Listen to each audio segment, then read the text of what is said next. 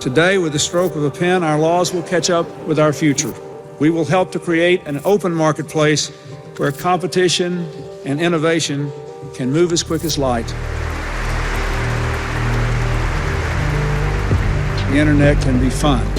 Internet 1.0 availability and connectivity, really anywhere was the objective. Most enterprise networks before the advent of pervasive connectivity to the internet, they were networks in a box. Inside my network, I trust everything. Outside the network, it's the internet, I can connect to it. Security was not contemplated in the underlying connectivity architecture at all. The internet itself, as robust as it was designed to be, is actually quite a fragile system. And we put this really powerful engine in that enables commerce and transactions and financial exchanges of all sorts. But it was an afterthought to introduce the braking system. August 17th, 1996, we have the honor at the Department of Justice being the first website that was hacked. I'll never forget that because it was the naked body of Jennifer Aniston with the head of Janet Reno. My team immediately took the website offline. That particular hack really was a foreboding event. Hacking was only going to accelerate. The happiest day in my life was 2 weeks later because the CIA got hacked after us. Hacking is hard, but ransomware is relatively easy because most people are bad at security. It is an attack against your rationality and your emotions. Ransomware is you got. It embarrasses you. You have to tell every single one of your clients, hey, by the way, someone broke into your house and put padlocks on all of it and child-proofed it, and you're the child. Ransomware is a new type of warfare. If you look at the targets, citizens, finance, it's affecting culture, it's affecting a nation's way of life. We have a problem in the US in that we are designed to win the wars of the 20th century. Unfortunately for us, the Russians have figured this out. When an organization comes and shuts down one of our pipelines, that was an attack on our national sovereignty. Why build aircraft carriers and physical weapon systems these days when a group of highly skilled cyber attackers can gain access to the off switch? Back in the day, of course, you had to be a sophisticated cyber actor, but no longer. You and I right now can go on YouTube and find a video about how to use the tools that they use. When was the last time we actually saw crime rise to this level? Sometimes the only way to find a ransomware gang is to follow the money. Today, these ransomware actors spend a lot of time trying to move that money across the digital blockchain. You can see who they do business with, who calls who pays who answers to who. You literally follow the money.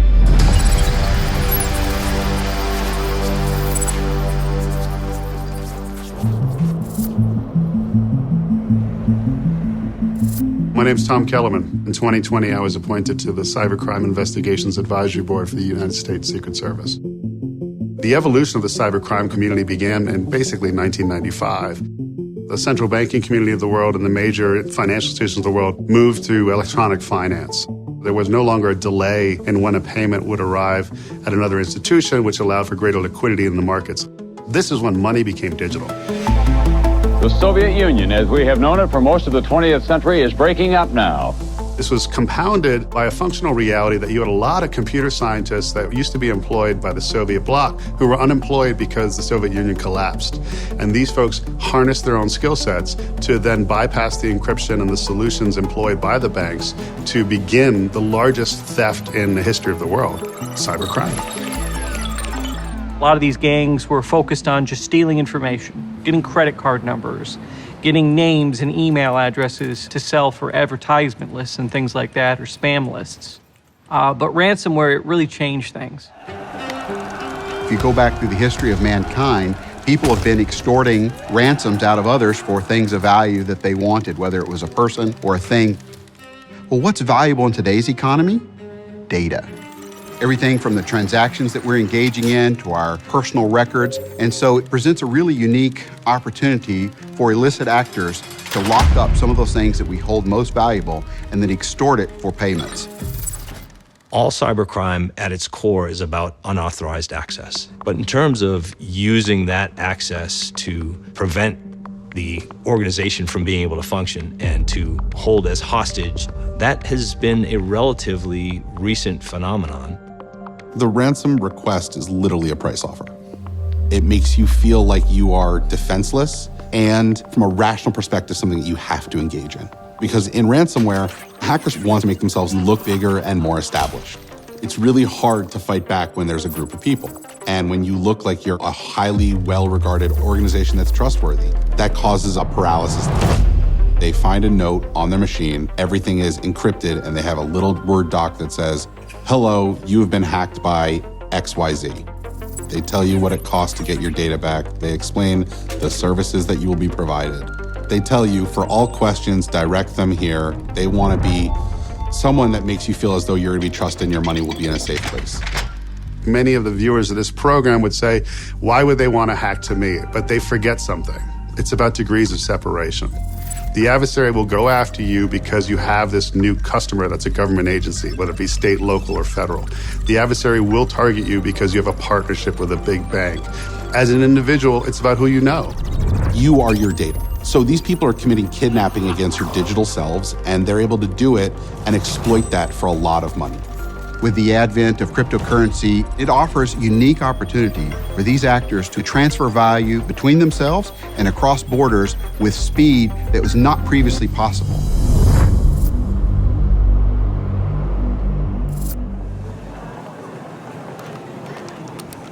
This is an official statement that has been released, and it starts with, "Happy Friday, everyone."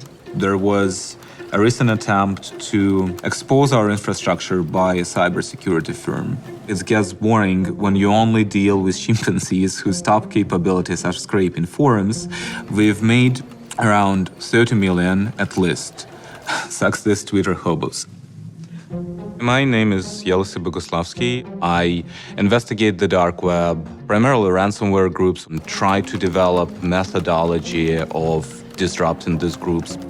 When we talk about cybercriminals, it's important to understand that most of those people are just usual people that at some point started to do something wrong.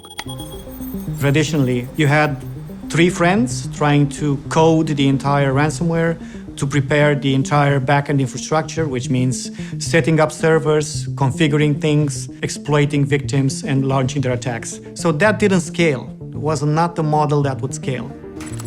Ever since the recession of 2008, the cybercrime community and these cartels began to modernize their operations, their organizational structures, become more sophisticated in how they deliver services.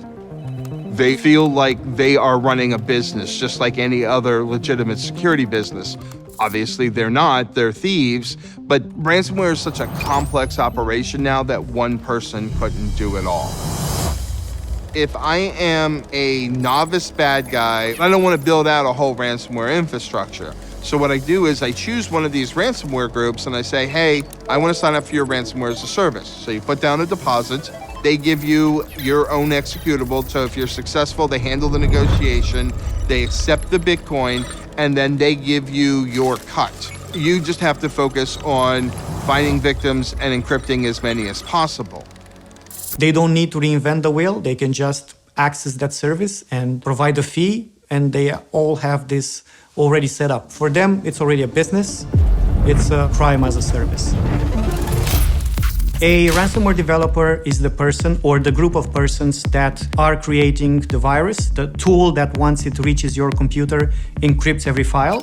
You have the negotiator, people calling the victims who can handle the negotiation. You have a whole industry of what we call initial access brokers, the ones who get the access to the organizations and then turn around and sell it to the ransomware groups. You have the money launderers. They do the exchanges for you to get that money and legitimately use it. Then you have all of what they call the affiliates. They are the ones carrying out the attack with spam, phishing, exploitation, doesn't really matter. So it's a very well organized underground world.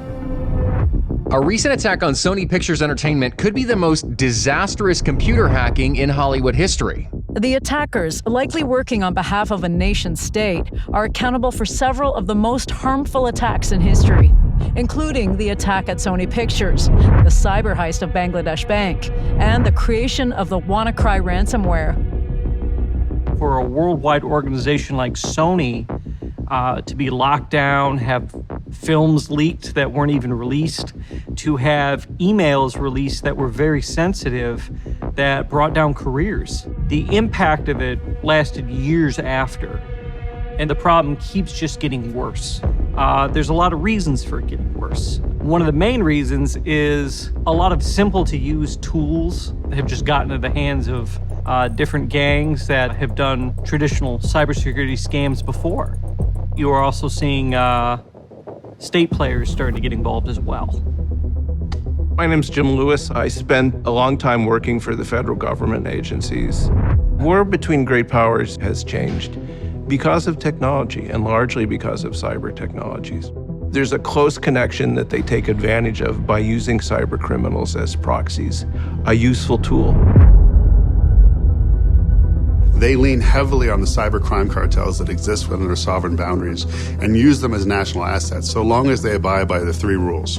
You don't hit anything on the sovereign territory of the government that's protecting you. When you have access to a system that could be useful to the intelligence services, you share it. And when called upon to be patriotic, we will challenge you to attack specific target sets. Those 3 rules allow for the major cybercrime cartels, many of which are behind the ransomware being launched against U.S. companies and citizens on a regular basis. That's how they achieve untouchable status. We're at a crossroad. Do we say it's purely crime, or do we say that there is a broader national security interest at stake here? There's a ransomware attack somewhere in the world every 11 seconds. The cost of this, and this is simply the immediate cost of ransomware, is in the order of $20 billion over 2021. So long as we have systems that can run code, we're going to have bad people attacking and exploiting those systems. And they're going to come up with more creative and inventive ways of succeeding in their job, and we're going to come up with more creative and inventive ways of succeeding in our job. The point here is to try to shift the balance of power. The point is to try to change the economics of it to where it becomes more attractive to a cyber attacker to use their skills for good rather than for bad. Make the cost of what it is that they're trying to do so great that they realize that they would probably have a better time just getting a job as a developer at a legitimate company rather than trying to be a cyber criminal. The issue is that you can become an IT guy and make $2,000 a month, or you can use exactly the same skill and do $20,000 a month in a ransomware gang. With civil war, with revolution, and with societies going to the same loop of corruption, they essentially try to use cybercrime as a competitive advantage in life. There are only 2 types of people in cybercrime, those who are paranoid and those who are dead. You adapt to that both mentally and physically pretty quick.